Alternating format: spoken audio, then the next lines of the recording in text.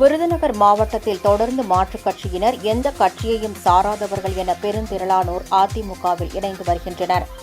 அதன் ஒரு பகுதியாக சிவகாசி மேற்கு ஒன்றியத்திற்குட்பட்ட அதிவீரன்பட்டி பகுதியைச் சேர்ந்த மாற்றுக் கட்சியினர் மற்றும் கட்சி சாராத 100க்கும் மேற்பட்ட இளைஞர்கள் அதிமுக முன்னாள் அமைச்சரும் சிவகாசி சட்டமன்ற தொகுதி வேட்பாளருமான ராஜேந்திர பாலாஜியை திருத்தங்கலில் உள்ள அவரது இல்லத்தில் நேரில் சந்தித்து அவரது முன்னிலையில் அதிமுகவில் தங்களை இணைத்துக் கொண்டனர். அவர்களை வரவேற்று வாழ்த்து தெரிவித்த ராஜேந்திர பாலாஜி சட்டமன்ற தேர்தலில் சிறப்பாக பணியாற்றுமாறு அவர்களை கேட்டுக் கொண்டார்.